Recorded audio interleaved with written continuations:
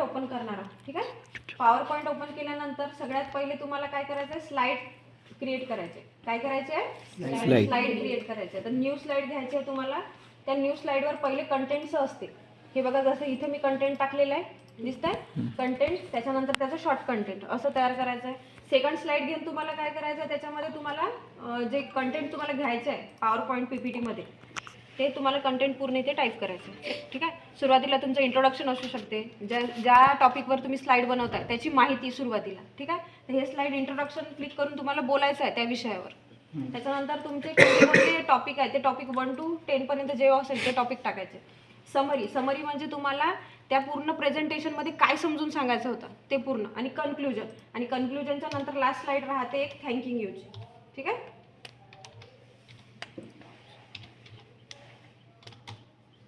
ही एक स्लाइड लक्षात ठेवायची. ठीक आहे, थँकिंग यूची.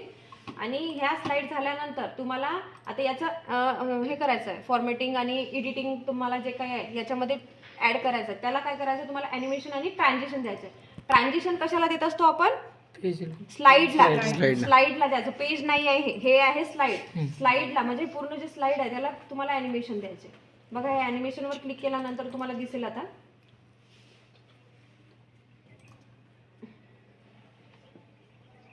स्लाइड शो केल्यानंतर बघू आपण. आणि हे एक आहे ॲनिमेशन, एक ट्रान्झिशन दिलेलं आहे स्लाइडला. ठीक आहे. आणि त्याच्यानंतर आता कंटेंटला आपल्याला काय द्यायचं आहे, ॲनिमेशन द्यायचं आहे. सो ॲनिमेशन देताना तुम्हाला हे ॲनिमेशन टॅब क्लिक करायचं आहे आणि तुमचं जे आहे कंटेंट, जे काय टेक्स्ट आहे त्याला ॲनिमेशन द्यायचं आहे. आता हा फर्स्ट नंबर लिहून येतं, म्हणजे याला पहिल्यांदा कंटेंटला ॲनिमेशन आलेलं आहे. आणि नंतर आता याला दुसऱ्या नंबरवर द्यायचं आहे, कारण पहिले आपल्याला काय आलं पाहिजे, टायटल आलं पाहिजे, म्हणून आपण पहिला नंबर त्याला देऊ. दुसरा नंबर आपण याला देऊ. कशाला, सबटायटलला.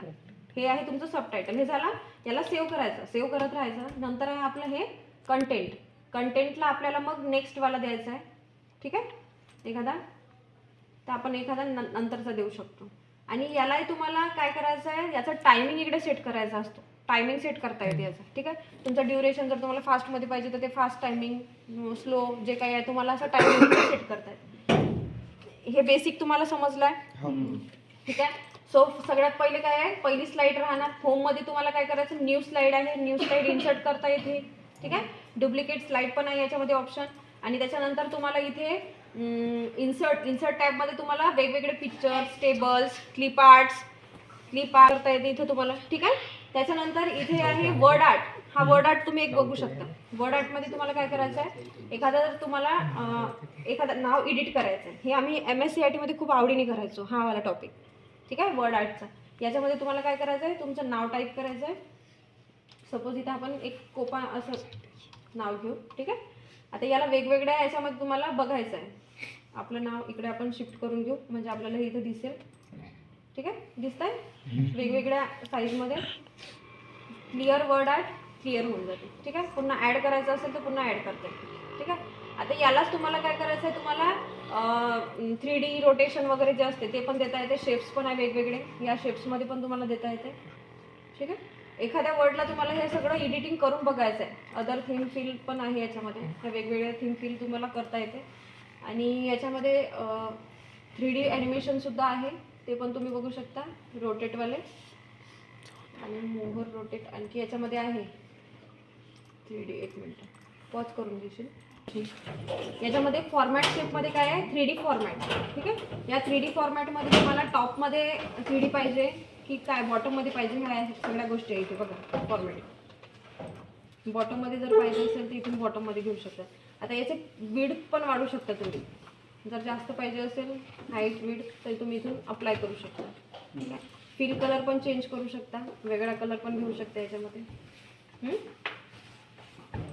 रोटेशन पण आहे याच्यामध्ये, म्हणजे प्रत्येक एका कंटेंटचं तुम्हाला इथे सेटिंग करता येते. काय करता येते, प्रत्येकाची फॉर्मॅटिंग करता येते. हा फॉर्मॅटचा भाग काय असते, हे इमेज फॉर्मॅटिंगमध्ये येते. ठीक आहे. समजलं सगळ्यांना हे. आता तुम्हाला असं या पद्धतीने वेगवेगळ्या याच्यामध्ये शेप्समध्ये या जे काही कंटेंट घ्याल तुम्ही त्याला आपल्याला फॉर्मॅटिंग करायचं आहे आणि तयार करून दाखवायचं आहे. ठीक आहे. करता येईल का सगळ्यांना. हो. पिक्चर तुम्हाला डायरेक्ट इथे इन्सर्ट करता येते. सपोज तुमची PPT कशावर आहे, आर्टिफिशियल इंटेलिजन्सवर आहे. तर त्याचे इमेजेस तुम्ही डाउनलोड करून घेतले किंवा तयार केले तर ते इमेजेस तुम्ही इथं काय करणार मग काय करणार इन्सर्ट करणार. ठीक आहे. म्हणजे त्याच्या रिलेटेड तुम्हाला इथे इमेज दिसली पाहिजे. ठीक आहे, समजला हा भाग. इन्सर्टिंग मध्ये तुम्हाला शेप्स, टेबल, चार्ट पण टाकता येते. वेगवेगळे चार्ट्स आहे ते पण तुम्हाला इथे ऍड करता येते. ठीक आहे. आणि हा चार्टचा ग्राफ जो आहे तो एक्सेलला घेऊनच येतो. जसं चार्ट तुम्हाला एक्सेलमध्ये पण सांगायचा आहे. एक्सेलमध्ये जसं हे जर चार्ट ऍड केला तर एक्सेलचा तुमचा डाटा ऑलरेडी राहणार त्याच्यासोबत. हा एक प्लस पॉईंट आहे. जर तुम्हाला पीपीटी तयार करायचे तर तुमचं दोन्ही काम त्याच्यामध्ये होईल. एक तर तुम्हाला त्याच्यामध्ये ग्राफ पण तयार होईल आणि एक्सेल शीट पण तयार होईल. ठीक आहे.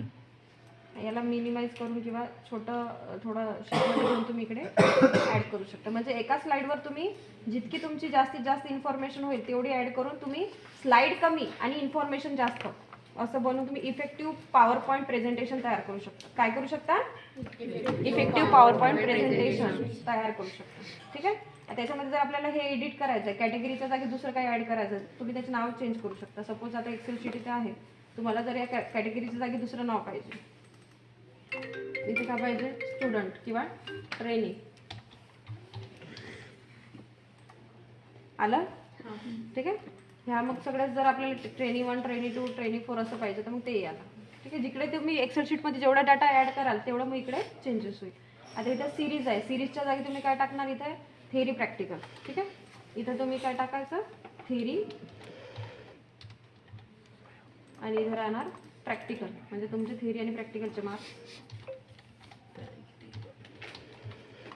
आणि इथं राहील इयर्स.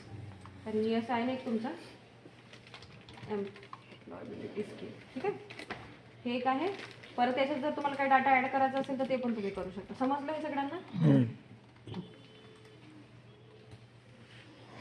आता ट्रेनी 1चा ग्राफ कसा आहे, ट्रेनी 2चा ग्राफ, 3चा, 4चा याच्यानुसार तुम्हाला काढायचा आहे ग्राफ. सोबत इकडे इमेजेस पण ठेवायचा आहे. आणखी इन्सर्टमध्ये काय आहे, तुम्हाला स्मार्ट आर्ट पण काढू शकता. हे वेगवेगळ्या स्मार्ट आर्टच्या ग्राफमध्ये पण तुम्ही तयार करू शकता. याचा पण डाटा फिल करावा लागतो. याचा पण डाटा तुम्हाला तयार करायचा आहे. म्हणजे एका शीटवर बघा तुम्ही काय काय तयार केलं आणि हा इकडे तिकडे ट्रॅक होते असं.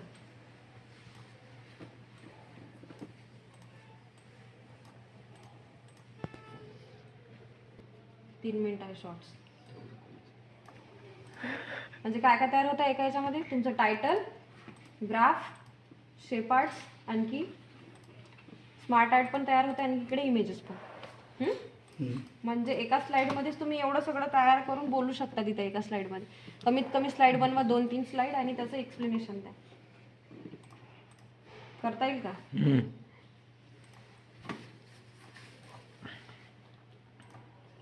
ते पॉज करून घ्या आता. इंटेलिजन्स हा तुमचा जो शॉर्ट टर्मचा टॉपिक आहे, कोर्स आहे, त्याच्यामध्ये जर तुम्हाला advance PowerPoint, Excel, Word जे काही तयार करायचं असेल त्याच्यासाठी काय करायला लागेल? तुम्हाला ChatGPT लॉग इन करायचं आहे आणि इथे प्लसचं साईन आहे, त्याच्यावर अटॅच तुम्हाला काय करायचं आहे? फाईल इन्सर्ट करायची. फाईल कशामध्ये तयार केलं आपण? डेस्कटॉपवर PM मध्ये. ती फाईल घ्यायची आहे तुम्हाला. ठीक आहे. आणि आता याच्यात तुम्हाला काय काय चेंजेस लागतील ते तुम्हाला सांगायचं आहे. I need pause question. ठीक आहे. आणखी काय पाहिजे त्याच्यात आपल्याला? स्टार्ट करून घेशील. आता तो काय करता? पहिले ॲनालाइज करता काय तयार केलेलं आहे यांनी. ठीक आहे. यांना काय पाहिजे तो आपला डाटा ॲनालाइज करत आहे. कोण? AI. ठीक आहे. त्याच्यावर मग तो नंतर PPT आहे ती वाचणार आहे आपली. कोण वाचणार आहे? AI वाचणार आहे आणि तो नंतर आता माहिती देतो आपल्याला. Your improved PPT with dear effective slide and explanation is ready. ठीक आहे. पॉज कर.